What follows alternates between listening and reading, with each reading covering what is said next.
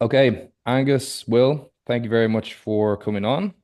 I have been following both you guys on social media for a good while now, and I saw you guys were both kind of talking about the RPE thing, had some responses to each other. One thing I think probably all of us can agree on is that there's a lot of kind of infighting in what could maybe be broadly known as like the evidence-based crowd and strength and conditioning. And I think most of us probably agree on like 80 to 90% of stuff, but I actually think there's a lot of really interesting insight to be gained by having civil discourse about that gray area 10% where one person can be getting great success using, one perspective on something and somebody else is equally getting great success. So obviously this discussion is going to center around RPE, your guys' takes on it, what you think is the use of it when it maybe is not as useful, and we can kind of talk about alternatives like percentage-based training. I guess to start off, just so that we have our definitions and we're on the same page, I want to get each of your guys' take on how you would define RPE. So maybe Angus, if you want to go first. 100%. To me, RPE based training is just rating a set based on your perception of the difficulty after you've done the set. And the easiest way, if I had to explain it shortly, it's the equivalent of reps in reserve. So it's 10 minus RPE is your reps in reserve. And that's sort of, yeah, that's it to me. Yeah. Okay, so I so can you also go don't. for a lot longer than that, but yes, to prevent the fucking hour Okay, rant. so just to be clear, so you don't really think of it so much as like an eighth RPE is like that was a difficulty of 80%, the way it might be used for running or something like that. No, so like the way it's always been explained to me, the way I've always done it when I've interacted with other people who use this running their strength coaching businesses and stuff like that, majority of the community that I interact with, it's just RPE and RIR are the same thing and they all embrace the same. It's the same. It's one to 10 or even like 6 to 10 or the opposite of that, 0 to 4. Yeah, But yeah. yeah, It seems like most people practically use it as a 5 point scale. Okay. Will, what's your take on how would you define RPE? Do you agree with that? Yeah, I that definition is probably better than what I'm going to say.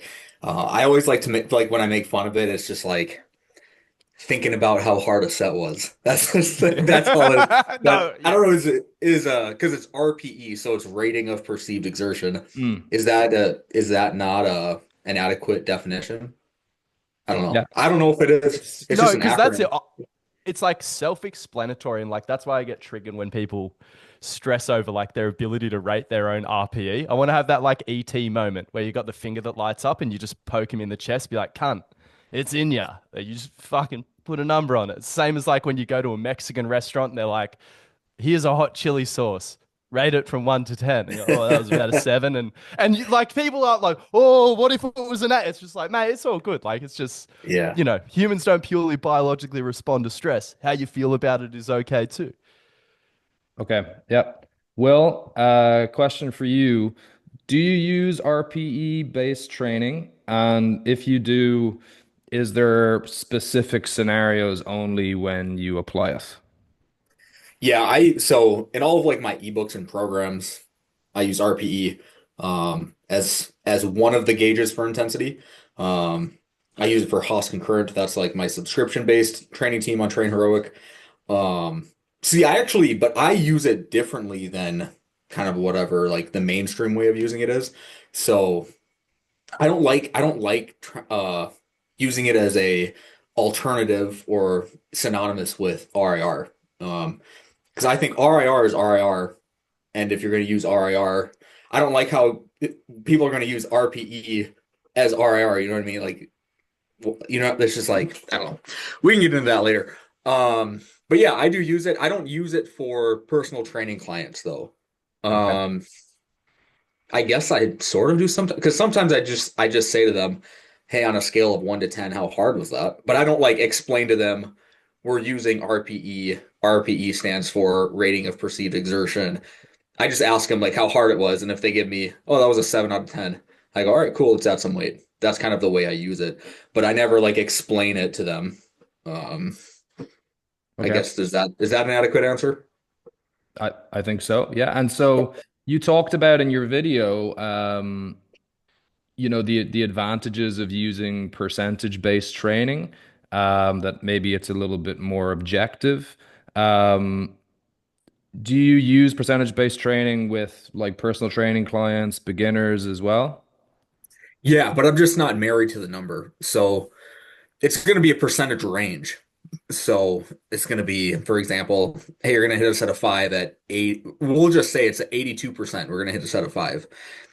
If the warm-ups feel good, maybe it'll be 84%. But it's just like, 82% is 315. When you hit your last warm-up set at 300, do you want to do 320? Do you want to do 305? It's just a guide. So, Yeah, yeah. damn, Will's doing personal training with people benching 315.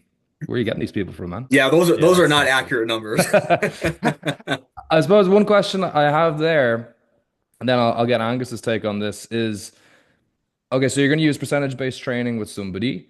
Are you performing a one rep max or some kind of estimated one rep max test with them before they get into a program to assess what that percentage is?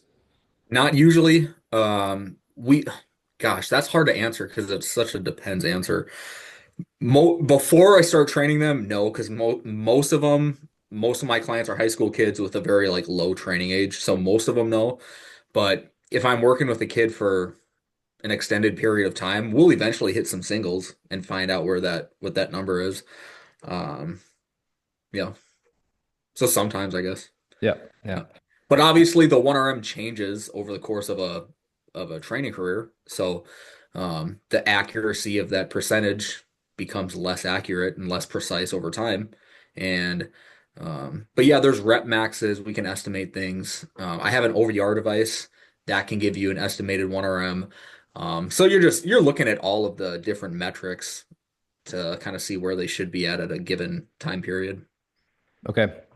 Angus, do you use percentages with people? Are you exclusively an RPE guy?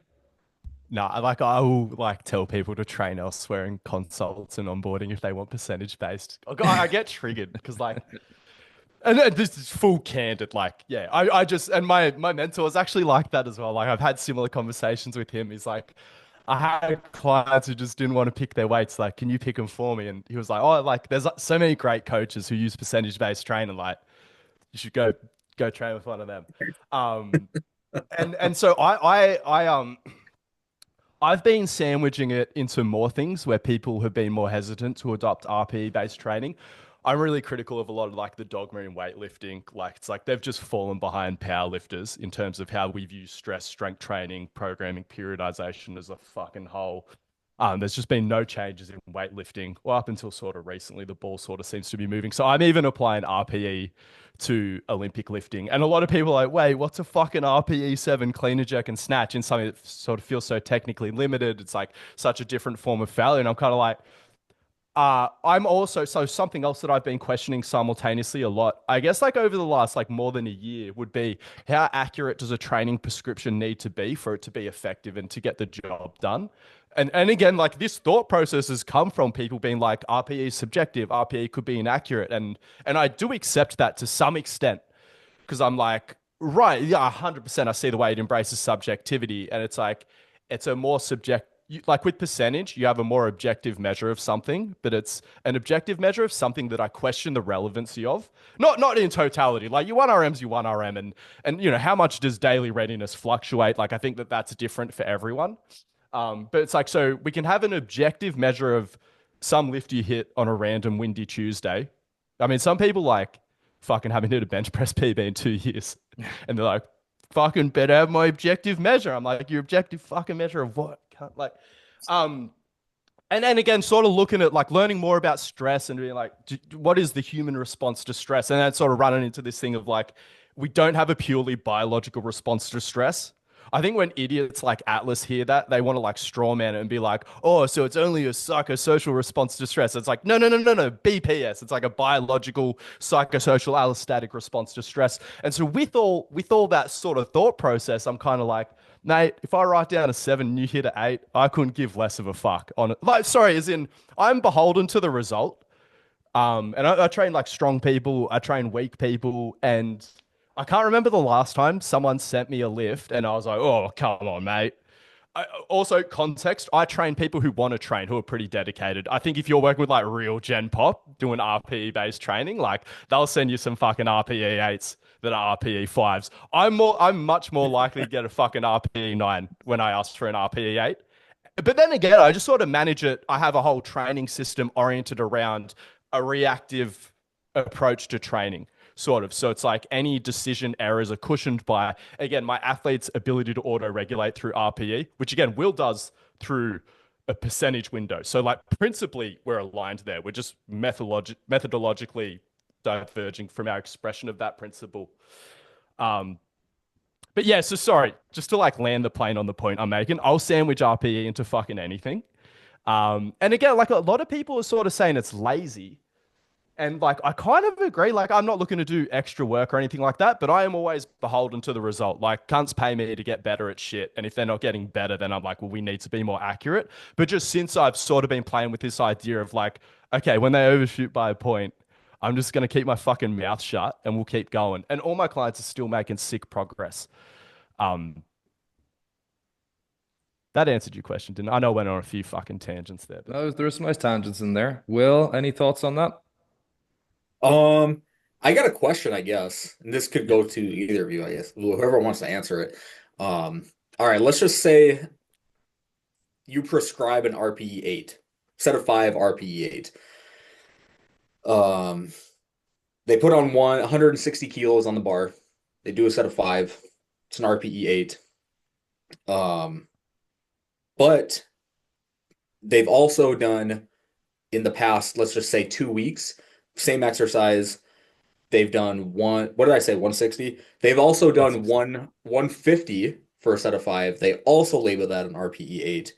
And they've also done 167 for a set of 5 for RPE 8. To me, I feel like that's a realistic thing that could happen. I'm just like, where does an 8 become a 9 and an 8 become a 7? Like that's such a wide range, you know.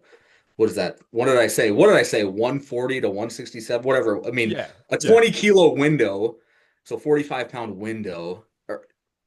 I can't think, I can't like in good faith look at a scenario like that and then think all 3 of those top sets of 5 applied the same magnitude of stress. I just can't think that, you know, even if the perceived exertion felt like it was, I just can't see it, you know.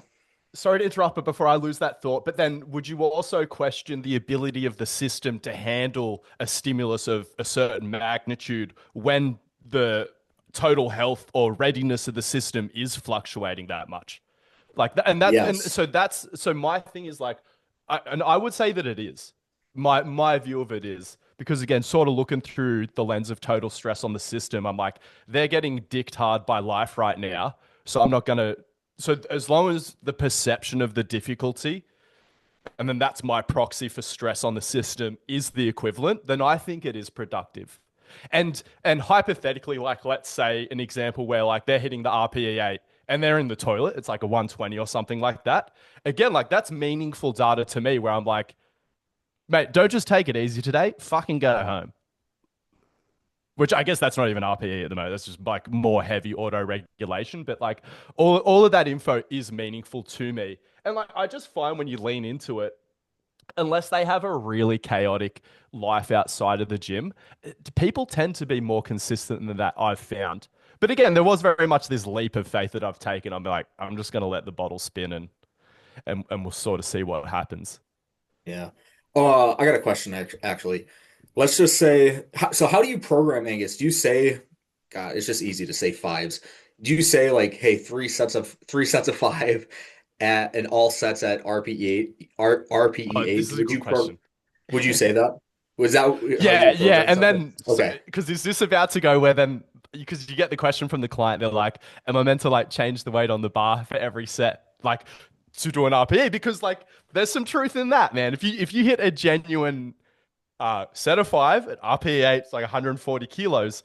and then you rest 5, 6 minutes. Your next one, it's like almost certainly going to be a 9 if you don't Right. amend the Yeah. weight on the bar. That. And Yeah. again, it's these thoughts that you've been having, and I agree with it. I'm like, and so I guess like, and practically what happens when you write down 3 by 5 at 8, typically what you get is a 7.89 from the athlete, or Yeah. Right. 7.5, Right. Right. 8.5. And then like I again always going back to my principles: total stress experienced by the system, desired outcome. How hard did I want them working that day? Typically, I'm like, yeah, just sort of that's about how hard. Here's another thing as well. Like, even when I'm writing down 6, 7, 8, 9, 10, I honestly have a traffic light system in my head. I'm thinking like green, orange, red. Like, and that probably is also why then, like, when my clients are sending me eights, when I'm writing down sevens and shit like that, I'm like, we're in the same ballpark on the traffic light system. I love the traffic light system as well with my noobs and stuff like that. I'm just like fucking green, yellow, red, mate. Like, that's all we're doing here. Um, so yeah, like I agree with that whole idea that Yeah. you're never getting 3 sets of 5 at an RPE 8, but you're getting what you want. I'm getting what I want. Sorry. Yeah. Yeah. But then, okay, so let's say you get a 140 kilos set of 5 at an RPE 8. They're supposed to do another set at an RPE 8. Um, Now I lost where I was going with this. Oh, okay. How would you like describe to somebody what an appropriate jump would be? So you think, okay, I did 140 kilos RPE 8, but you know what? I think I could probably hit 145 kilos for a set of 8. Do you like coach someone to kind of gauge that? Because that was one thing that I kind of talked about the way I use RPE a little bit differently, like for myself, is my scale would be like an RPE 9 to me was I'm kind of telling myself I could probably add 5, maybe 7.5 pounds to the bar, perform the same number of reps, and put the same level of effort to achieve that set. That's kind of the way. And then RPE 8, I could probably add 10 to 15 pounds to the bar. RPE 7, 15 to 20 pounds to the bar. That's kind of the way my scale works. I think that just makes more sense to me. So how do you like instruct someone who does an RPE 8 at 140 kilos? Because we know 160 kilos is probably going to be more than an RPE 8. How do you instruct someone to take the appropriate jump for the following set or the following session? Yeah. Self-awareness is like a concept that I try to drive home throughout self-awareness and like making it clear that it's the hero's journey and stuff like that. So I'm always, again, just ET pointing the finger at the chest, like it's in you. I trust your ability to make these jumps and know yourself. Because I think that that's a thing that isn't pushed enough in coaching. Like the old worldview of coaches, it's like the coach is seen as like the all-knowing guru, and your athlete's just like a brainless fucking idiot. And you're like, I'm going to tell you exactly what to do. You don't know shit about fuck. I don't care about your perception of this. I'm just going to write down the magic source for you. Whereas like I think like what we're learning about coaching and where it's all heading is again much more collaborative, much more. It's like, look, I can't get in there and lift the weights for you. I can't make every single decision for you. It's like you actually have to pick the weights on the bar. You have to pick the jumps. But I try to guide them through the process. I'm like, reflect on your experience, reflect on jumps that you've made before, and trust that subjective data that you get as an athlete. Because, and again, I think all of us as logical, scientifically minded people, like we want like there is that desire for that control and objectivity. But again, the science just sort of keeps slapping us back in the face with this. Things are a little bit random, things are subjective, things are a little bit unpredictable to an extent. So, yeah, my lens is always just trying to like work with them and be like, what jumps have you made before? How prepared are you today? And sort of just helping them with the decision making process. Because I Yeah. agree that like there are people who genuinely fucking battle with their assigning an RPE to a weight and stuff like that and figuring out what jump to make and I have to put my hands up and say like I genuinely just sack off a bunch of those people. I'm like, look, go in the fucking group program, man. If I have the chat with most people once, I bet it's in you. I believe in your ability to do this. You've done harder things before. But then there are just those people who are just like, tell me what weight. I do not have a Yeah. brain. And I think you have a You, right to do that as a consumer. yeah. Do you use velocity base at all? Velocity based training? No, I hate it. I've had to like Yeah, open myself up to it just to not yeah, like fuck over my athletes with my biases. Like same with like the back squatting thing. I had a call with Dylan a couple of months ago. I was like, you know, you're allowed to back squat, and he's like, no, no. He's like, I fucking hate him too, sort of thing. I'm the same with all that stuff, trying to make sure yeah, it's not like they know it is just yeah. me Because electing to one thing enforce that my I've played dogma. around with, one thing I've played around with the OVR that I have is finding out what velocity I can move, obviously with high intent, The that does course slowest rep that before you fail. Yeah. yeah, that actually does correspond to a rep in reserve, like one or two. So I was just curious if you've ever like tested that for yourself, or do any of your clients use it? Nah, Dylan was No. fucking around with it for a little bit because we're just trying to get like to not go as heavy on his pulls and making sure that they were moving at good speeds. But it was just messing up his sessions. Like he was getting really frustrated by the app, so we just sort of binned it off a Yeah, bit. yeah, Um, Outside of that, not really. Like, and even just in conversations I've had with people who use it, like, yeah, just managing the data. It seems like a real prick of a device. I get it, like what a lot of people are looking for with it, but I just think that they're chasing things that we don't need. Um, and again, Question. I think for people who lack self-awareness and who don't want to develop it, I probably would just throw a VBT unit on them. Like I think most people probably improve their outcomes if they just refuse to look inward. Um, but yeah, I Um, also have a bias against VBT. I do. it's good. Good I to do acknowledge too. our biases. Yeah. I do have a question that it's gonna escape my mind now if I don't blurt it out quickly. Um, I think probably the most common criticism of RPE or any kind of subjective auto-regulation in training is that there's this idea that there's a cohort of people who are just inherent sandbaggers. And if you give them the out of being able to choose their weights based on how hard they subjectively feel they are, they're going to lean towards pussing out basically and using 5, 10, 15 kilos, maybe less than they should, or leaving 5 or 10 reps in the tank. I'd be interested to get each of your guys' takes about how accurate you think that is based on whether it's, I know there has been research done on this that's shown that supposedly, on average, most people, when they're kind of taught to go to failure, can get to within about 1 to 2 reps of accuracy of what they're supposed to be doing as long as they're close to failure. But those are also studies where there's, researchers standing next to them, shouting at them, maybe not totally reflective of real life. But I'd be interested to get your guys' take about is there this kind of group of people out there that need to just not go near auto regulation in their training for fear of It's sabotage? more common on the other side. Like for people who are engaged in fitness, like Susan from Yeah, accounting, I've trained her and you're like, how hard was that? No, she was like, hard. And you give her another weight. And you're like, how hard was that? No, hard. And you're like, Yeah, fucking hell. those are my Um, clients. but practically for people who are engaged in fitness, right? And they're looking into the stuff, they're listening to this podcast, overshooters. If yeah, for anything, sure. they're gonna be overshooters. Like, Yep. because yeah, so the straw man from the percentage based zealots. It's complete bullshit. Like most people are looking to use auto regulation to hit PRs in the middle of the cycle. It's like it's Chad.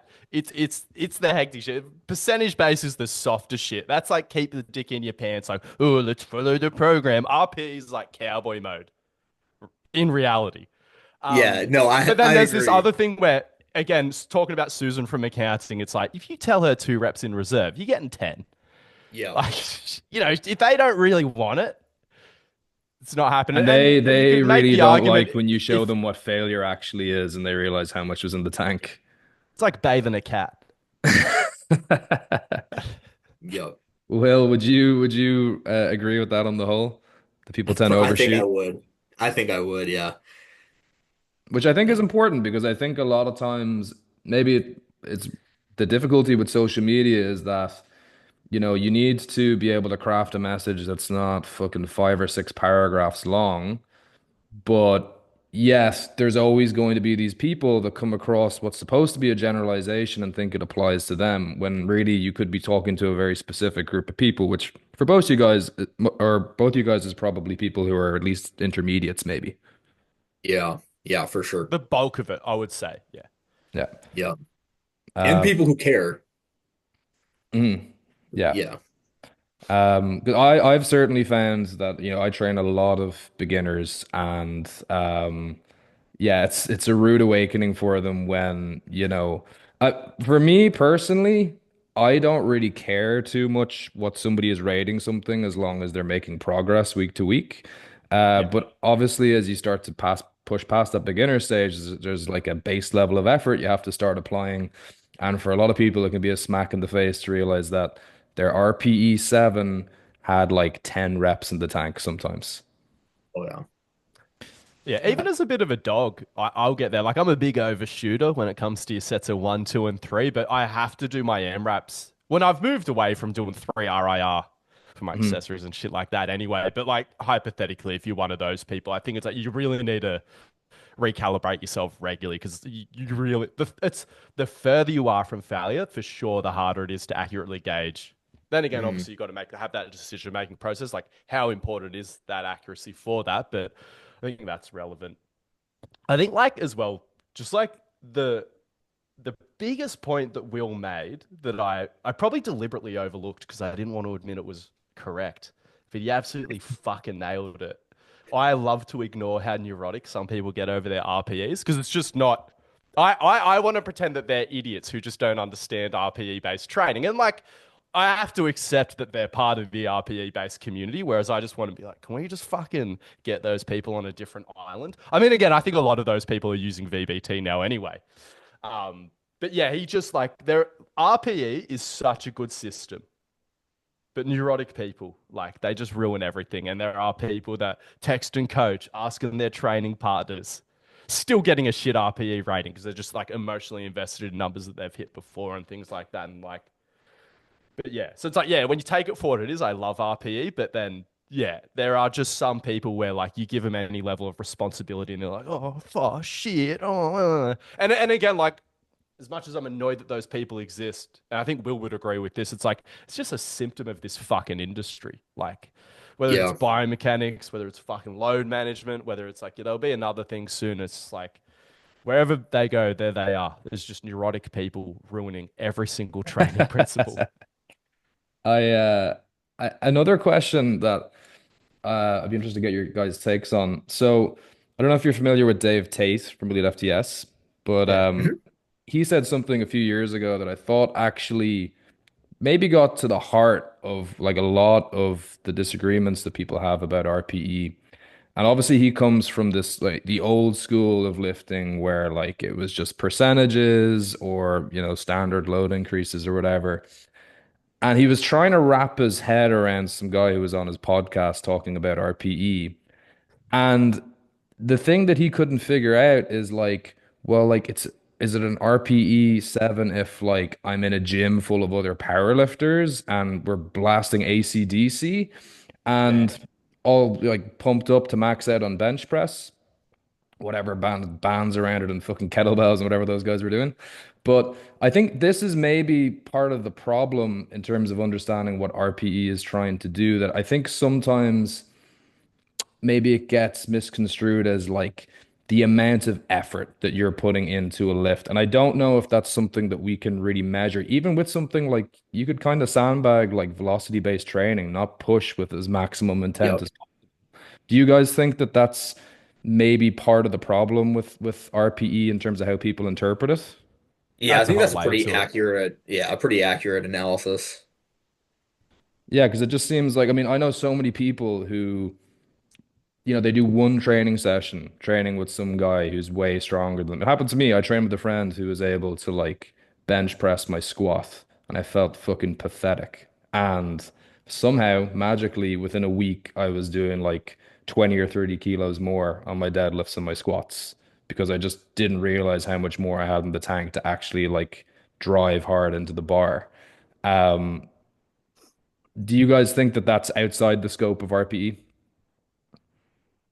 I just Like I agree with what you're saying in the sense that your outputs would be higher at the same or a lower relative RPE, depending on that like more exciting atmosphere. But I just think based on the allostatic responses and calibrations that the system's making before then, probably ends up just like netting the same. Like maybe you end up with more fatigue after the fact Yeah, I was because you've just kind of gone said say overall a the little bit same. harder. But like It kind of I washes out. watch people train in like pretty low motivational atmospheres. Like they're just like one out sort of thing, or it's just sort of me and them kicking around in the off peak hour gym and then at the powerlifting meet, it's like they still picked all their weights well in advance. But then again, that person I'm thinking of when I say that has competed a lot.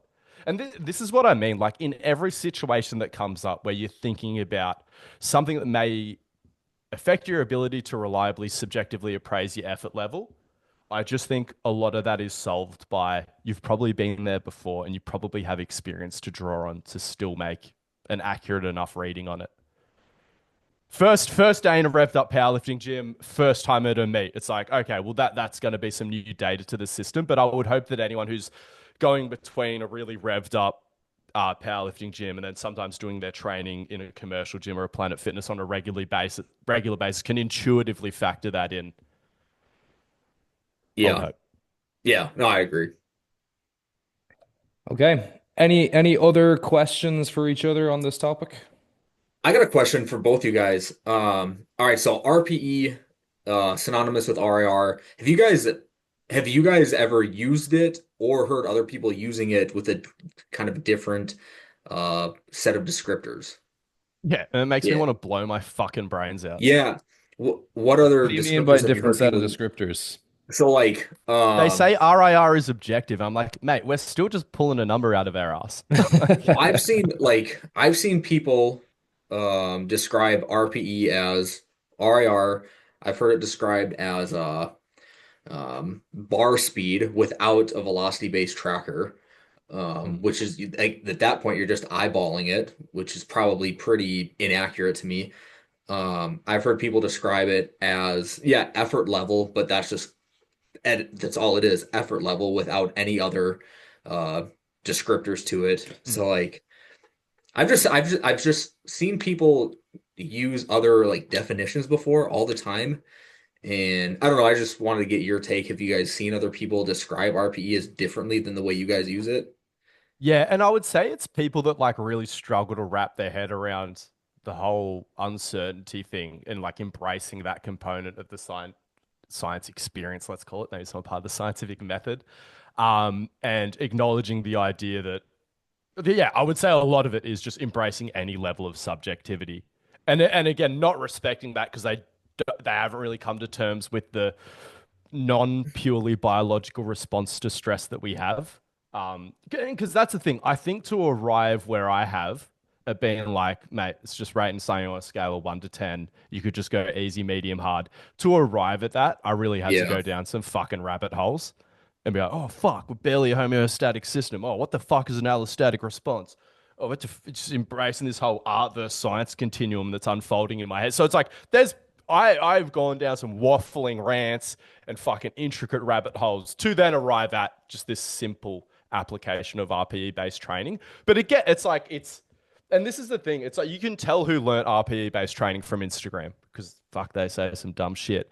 Versus like when you look at where like all this stuff came from, it's deep shit. This John Kiley, Mike Tuchscherer rabbit hole. It's a deep, rich, tasty fucking rabbit hole to then arrive at. Yeah, it's just fucking RP 7, 8, or 9 most of the time.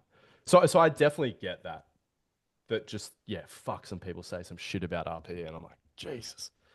I wish Um, I owned the rights to it. I mean, not that I deserve it, but I think if you own the rights to it, changing the name to something that is even shorter and snappier would probably do a lot. Like I find even reps in reserve, again, a lot of this comes back to, I train mostly people who are beginners or at best, like maybe just getting into early intermediate stage.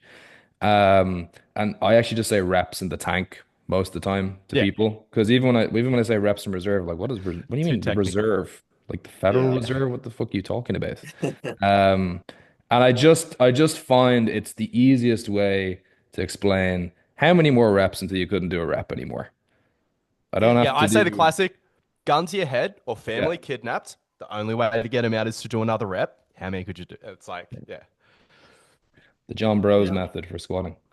yeah. Um, I just want to rep. Like, I think the most succinct, simple explanation of RPE based training. I mean, not RPE based training. Again, really, the principle is auto regulated training. But Jamie Smith, my mentor, he's the one who introduced me to a lot of this shit. And he just says it like everyone uses RPE based training from the moment they set foot in the gym. Right. You go to the Yep. fucking pin, you put a pin in the stack, you do a couple of reps, and you think to yourself, how hard was that? Welcome to Yep. RPE based training. And I just wish that the conversation fucking ended there for so many people. But again, based on the industry that we're in, the neurotic fucking shit show that we're in, the apparently objective facts don't care about your feelings, evidence based industry that we're in, then you lead to all the fucking idiot questions about RPE. yeah, I remember you putting it that way. I don't know how long ago it was now in a post that you put up that, whether you subscribe to putting it on a numbered scale or not, you're doing it in some shape or form. And people have been doing it for as long as there's been publications about lifting or whatever. Like I can remember reading 531 was one of the first programs I ever did. And even though it was a percentage based program, he had something in there. It was like a frequently asked questions section, and it was like, how hard should the final set, the plus set, 5 plus, 3 plus, whatever be? And he basically said something to the effect of like, well, you shouldn't be missing reps, but you should be going hard enough that you've only at most got maybe one or two more in the tank. And I guess, things like RPE and RIR are just trying to put a more exact number on that, which is always going to be flawed. And I Yep. think like I don't think you're an idiot if you use RPE based training, RIR, even if you think there's a difference, or percentage based training. I do think you're an idiot if you're not engaging with auto regulation on some level. Yeah. Yeah. Like percentage window, I, we're on the same team. If you're a percentage Yeah. window person, we are so on the fucking same team compared to so many other people. It's like even out that's a concept that's bigger than fitness, right? Even in the workplace, in the corporate world these days, I think people learn it's like, well, there's a job to be done, but yeah, what hours do you want to do it in? Like, can we squeeze more work out of you? It's like we're all just doing the same thing. Like, it's a bottoms up is a trend that's emerging, in the world in so many different sectors. Like, and I think to not be engaging with that on any level, it's like, what are you deliberately trying to misunderstand humans and how we work best? Like, well, that's commie shit, communist shit. I'm going to write down the exact program. I'm going to tell you exactly when to fucking jump. Your body's a machine. Communism, guys. Sorry, not obviously we see the issues with. Oh fuck, don't want to go into too big of a rant. RP is free market philosophy. It Mike is Isabel would love that. telling you. Yeah, well, see, that's it. Um, No, it's when he talks about Is capitalism. Oh, fuck. Because isn't he like a he's secular a hardcore transhumanist? libertarian. he's like a big libertarian. But isn't he like, oh, we'd be better with chips in us yesterday? Like he's I don't he's know. really into that, I think. I could be I I don't don't know know what this his quote, takes but are on that. someone told me that they listened to his personal channel and secular transhumanism came up, and I was like, shit. I didn't even I know he had hope a not. personal channel. Oh But I yeah, yeah, I he's I got a respect channel. his perspective because again, he is like a refugee from the communist country. So like I understand why he's like, oh, capitalism's sick, man. Like I'm like, it's a hell of a lot better than where he came from. But yeah, Yeah, funny yeah. guy. He's a funny guy. Guys, I appreciate your perspectives. I think that was very productive. I'm sure anybody who tuned in hoping that there was going to be slanderous insults thrown back and forth would be pretty disappointed with that. But I think, you Dude, I know, got like 20 people messaging me, like asking, like, why do I have beef with Angus? I was like, I don't. It's like, me and Angus are friends. Yeah, and it's just because we didn't get it on record, so we are talking about this before we hit record. For everyone who's listening, you never need to tag me or Will in the other person's comment section because we follow each other and we engage with each other's content so regularly. I mean, I'm at the point where like my relationship with Will is I like the post before I fucking read it. I end up Yes. liking a The lot of his same. posts and then reading it. And I don't agree with that, but fuck it. I'm just supporting the boys. And I move on with and like I was saying at the start, like me and Will, I feel like our fitness philosophies overlap enough where I'm actually not even interested in having more overlap because then it means we agree on fucking everything. And because everyone talks about when you blow up on social media, it's like, oh, you live in an echo chamber, and I take that seriously. But when I look at my peers, I'm like, I don't. Like, there are so many of my Yeah. peers that think I'm a fucking idiot about certain topics and shit like that. And so, one, you don't need to tag me in Will's post. I've seen it. You all know what me and Will think. So when he says something that Right. I disagree with, you don't need to tag. You know what I fucking think. I understand that it's entertaining to try and Yeah. start beef between people, but like, good luck driving a wedge between me and Will. Driving a wedge between me and other people who fucking nut jobs could be a little bit easier. So might be able to succeed there. But me and Will, fucking, you know. Well, clearly what we've learned here is if you guys were to perhaps engineer some beef between each other, it would be fantastic for each of your engagement. Good Oh, for sorry. What I did content. want to say, no, Good because for the content. video did get views. I was trying to think of even like a physical contest, but you're so much fucking stronger than me, and I don't think you want to run 5Ks, do you? Surfing competition, Angus. No, that's what Oh, I mean. fuck. I gotta. I'm taking my lifting seriously, so I think hopefully I can catch up a little bit in the lifting, get a little bit quicker, and then I won't have to get Will to run as far to make the contest even. Because Alec Blennis has been talking about, I've got the GPP score and stuff like that. Alec was talking about just having more competitions and shit like that. Yeah, I dude, I want to want get to have. something like that going. Yeah, I was talking about that too. Having more. I there was an idea that somebody put on my YouTube channel. It was a 1 mile run. So that in obviously minutes and seconds. Or no, total second. It was just in seconds. And then your 1 rep max back squat, and then you like take the back squat Ooh. minus the seconds or something is Yeah, like yeah, yeah, the yeah. best squat. I feel like that's fucking awesome. Not bad. That's Dude, a great competition to do. I want to do online just weightlifting total contest by Sinclair because Atlas has got shot knees and he can't squat deep and heavy. So I'll absolutely fucking wreck that cunt. And then I'm just trying to bait him into fucking anything at this Atlas point. Atlas beef is obviously ongoing. Oh, dude, 100%. Fuck that guy so hard. Dude, there's a good reason he keeps his identity off the internet. As in his real You name. got beef with a lot of people, Angus. Him and then Flexible still, right? He hates me because he's a Scientologist. Oh, I didn't know that. If you Google Jeffrey Wolf and Scientology, his testimonial video for him comes Oh, I up, and saw that. Yeah. he's like, Brilliant. dude, it's so funny. It's so funny I've because the video's like, he's like, I didn't understand the way the world works, and then I joined Scientology, and everything made sense, and I was like, oh my fucking god. I think there's Do more you of have that beef with going anyone on else, in Angus? fitness than we realize. I'm not going to get sued for defamation here, so I'll just say I've heard that one of the biggest fitness influencers who, shall we say, champions very deep knee bend exercises is also Oh involved. yeah, he's publicly a Yeah. Scientologist, Yeah, I so think he Oh, is is. he? that's pretty much. I Yeah, I assumed think Jeff everyone kind of wasn't a knows that. Scientologist because he stopped working with him. So that's why when I was hanging out with Jeffrey in Clearwater, which I now know is the Scientology capital of the world, I was yapping on about me and Kian in his gym being like, oh my God, we're in the Scientology capital of the world. We're amongst the fucking idiots. And Jeffrey's just there being like, oh yeah, fucking. Well, you got to be pretty loaded to be in that religion anyway. That's one thing for sure.